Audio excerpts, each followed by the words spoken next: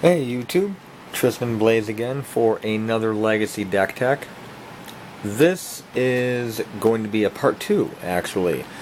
The original video, The Wonderful World of Legacy Dredge, where I kind of delved into the variations of Dredge and Legacy. It actually got a lot of views. It was a lot of comments. I think it was the most commented of all my Legacy decks. So now I want to go into part 2 where I actually end up showing a few of the variants of Dredge itself. Actually, I'm sorry, part 2 where I show a variant, and then, part 3, part 4, where I show... Okay, here's how we go. You got Dredge. That's the archetype. You have Manaless Dredge. You have Dredge that runs Lion's Eye Diamonds, and then Dredge that does not run Lion's Eye Diamond. So you have 3 different versions you can run, and then the Lion's Eye Diamond version and the non-Lion's Eye Diamond version can kind of be broken down into Dread Return, Quad Laser-esque builds. But with Manaless Dredge, you have Manaless with Baulstrade Spy, you have Manaless Blue, you have Manaless with Dakmor Salvage and Bloodghast, Manaless with Dakmor Salvage and Bloodghast with Sideboard Riftstone Portals, so you can tap Dakmor Salvage for black, green, or white mana. And then we have Manaless Dredge with Dryad Arbor and a green-based sideboard, Nature's Claim, Reverent Silence, Noxious Survival, Verdant Catacombs, basic land, stuff like that. So this is going to be part 2, and here I touch on an actual deck itself in the entirety. This is going to be Manaless Dredge with Baulstrade Spy. Now I'm going to put a link to my first one, part 1, which I might have to go back and re-edit and rename. I'm going to put a link in the description. If you can't see me, I'm actually pointing downward. Maybe you can. There's a shadow. I'm pointing downward, so the link is down there, and you can refresh your memory on Dredge if you need to in that video. Here I'm going to be a little quick and more or less work on what makes the deck, this version of Manaless Dredge, the way it is. And then for the blue one, and then for the Dakmor Salvages and all that, I'll harp on the very important points, but the very, very basic stuff I'm not really going to get into. Simply because, check out part 1, and that'll explain it. Alright, so your basic dredgers are right up here. This is your card drawing right here. We don't draw, we dredge. If it's in your hand, it's pretty much useless. If it's in your graveyard, that's when you can use it the best, okay? We got 4 Grave Trolls for your, Dredge 6. It's also one of your win conditions. You got your 4 Stinkweed Imps with a Dredge 5, 4 Golgari Thugs with Dredge 4, and 4 Shambling Shells with a Dredge of 3. Now we move on to what is primarily like a win condition you have about 50% of the time. 4 Icarids, 4 Bridge from Belows, 4 Nether Shadows, 4 Narcomoebas. Real simple. Bridge from Below. During combat, when creatures on your side and on your opponent's side go to the graveyard, you stack it where the Exile Bridge from Below goes on the stack, and then on top of that you stack the token creation from Bridge from Below. So the token creation will clear the stack first, you get all your tokens, then you exile them, and that's a way to eke out more zombie tokens and possibly win the game relatively quickly after that. Now, Nether Shadow. Nether Shadow, rules change, wording changed. There is no more at the end of your upkeep. It's like, now it's like the beginning of your upkeep at this point in time.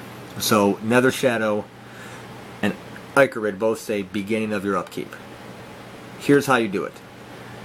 If there's 3 or more creatures above Nether Shadow, you bring your Nether Shadows back into play first. That trigger, you resolve that trigger first. Then you worry about having creatures, black creatures in your graveyard for Icarid fodder. Nether Shadow first, then Ichorid. That's how you do it. Narcomoeba is pretty simple. You mill it, it goes to the yard. Well, you dredge it, it goes to the yard. Or you Baulstrade Spy and mill your whole library, it goes to the yard. Comes right into play. Be careful about stuff like surgical extraction, extirpate in response to that. Because that is a pain in the ass when they literally will, like, okay, surgical extract, Narcomoeba, because it doesn't go right into play. It doesn't come right into play automatically. It is the trigger goes on the stack, and in response they can boom extirpate, or in response boom surgical extraction it. Very easy. Same with Bridge from Below. They see one hit the yard, boom, they can take it out. One of the best ways to beat Dredge is not actually to surgically extract the Dredge cards in general. Okay? Yes, extracting a Grave Troll and extracting all your opponent's Grave Trolls and Stinkweed Imps, yes, it will buy you time, but it's more beneficial to just take out Bridge from Below. Take out Narcomoebas, extract or surgical extract or extirpate. Those two cards are primarily the real good ways to win, because it takes out a real good chance that they can do other stuff. Now, how does the deck tick? How does the deck function? Where other decks actually, draw cards and play stuff, we have Phantasmagorian on the discard step. DDD, discard, damage, decking. That's what you have to understand. You can activate it. You can activate Phantasmagorian because it says discard 3 cards, return this from your graveyard to your hand. So you can drop 3 cards. If you have actually 6 cards in your hand and they're really, really good, you can just drop 3 cards and then, okay, activate again, drop 3 more, go all in. Now, how to pull out turn 2 wins? Turn 2 wins can be pulled out simply by using Street Wraith and Gitaxian Probe, okay? You open up with a Phantasmagorian, you discard a couple of Dredgers, okay, boom. End of your opponent's turn is when you discard your Dredgers. Boom, cycle a Street Wraith, dredge a couple of cards, whatever. Your turn rolls around, your upkeep triggers, bring a Nether Shadow or an Ichorid back to play, what have you. Okay, you draw maybe another Narcomoeba or something, gets dredged into the yard, and then you go ahead, okay, I'm going to probe my opponent, and then dredge again, maybe another Narcomoeba, maybe, just Bridge from Below and Dread return, and that's all you need, because you've, Gitaxian probed your opponent, you see no counter magic, you can go off without them, doing anything. There you go. So you go ahead, you Dread return your Baulstrade Spy at that point in time by sacking 3 creatures. Target yourself. It's very important. It's very important you target yourself with this. Because if you target your opponent, you're an idiot. You target yourself, you reveal cards from your library until you reveal a land. You have no land, so you basically just flip your deck upside down. Any Narcomoeba triggers go on the stack. Your opponent can't respond to them, they go into play, at which point in time you then, boom, go ahead and you then Dread return Flayer of the Hatebound. Okay, he comes into play from your graveyard, he dishes out 4 damage to your opponent. Now any creature that comes into play from your graveyard will deal damage equal to its power to target creature or player. At which point in time, you then go ahead and you bring in Golgari Grave Troll. He comes into play with power and toughness equal to the number of creatures in your graveyard. So he's like a, 30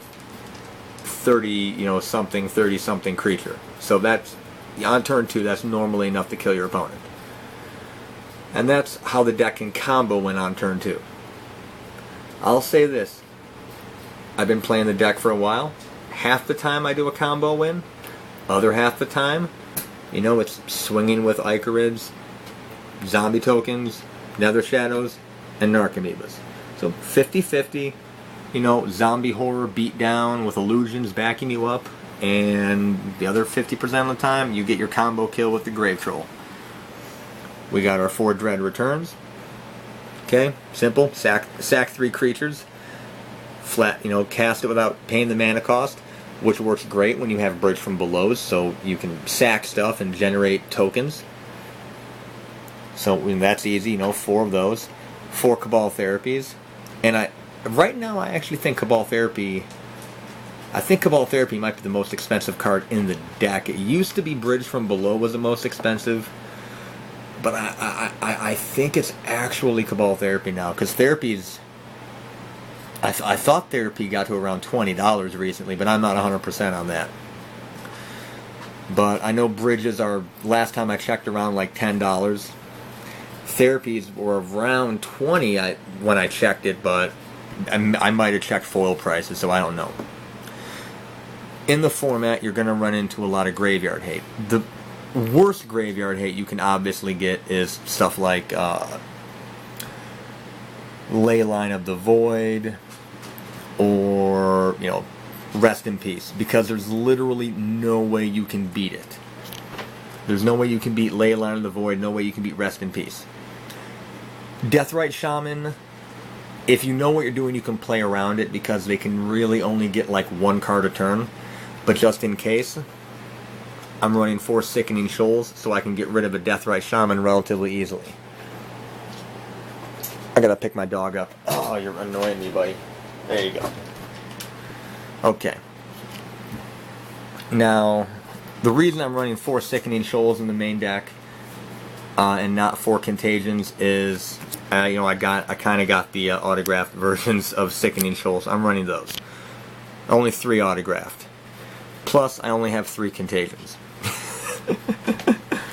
I know this is a really, really quick explanation of how the deck works, but once again, go check out part 1. That'll give you a much more concise explanation on how you play Dredge. Now, moving into the sideboard, I have some interesting choices. One, the fairies. I got like 20 copies of this card. Okay? And you guys, you can't get upset at me. I'm not the type of guy that has like 20 copies of Wasteland and I'm the reason why the prices are so damn high. Okay, this is a common out of Shadowmoor. It was reprinted in Commander, I believe, and maybe something else. It's common. You can't get upset that I got 20 copies of a common card. That's like you getting upset that I got 20 copies of, Healing Salve or Giant Growth. It's cheap, you can get them anywhere. The only real way this card is going to really, really be abused is primarily against Reanimator. I mean, against like another Dredge variant, you would be safer with Leyline of the Void or just like a Tormod's Crypt. But fairies are here for basically being able to get around Reanimator, get rid of your Reanimator target, or your Reanimation target, I'm sorry, while then providing a black creature for Icarid the next turn if needed. Unmask helps like Cabal Therapy, especially in combo matchups. It's free discard, I get to bring it in. Control matchups. Control matchups really aren't much of a problem because we don't interact with control matchups at all. There's no interaction really. We're not really playing anything technically. So the interaction is not there, but with a combo matchup, you do kind of want to strip away win conditions. And Unmask and Cabal Therapy will help. Okay, we got 3 Contagions here. Now the Contagions, once again, they're also for Deathrite Shamans.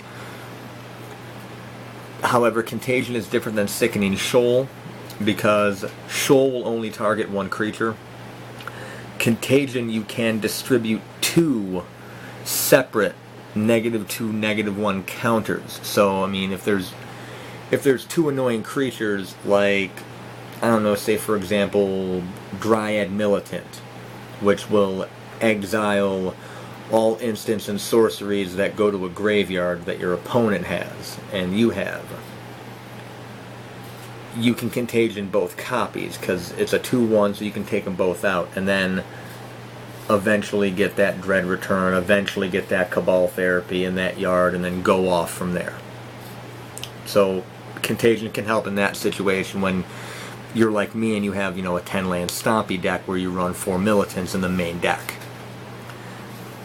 Guile is here for, well, number one, it's here for the mill decks. It's here for Painter Servant combo, so I can basically not be completely milled out of the game. And also because I don't have World of Spine Worm yet. I haven't bought World of Spine Worm, so that's why it's in there.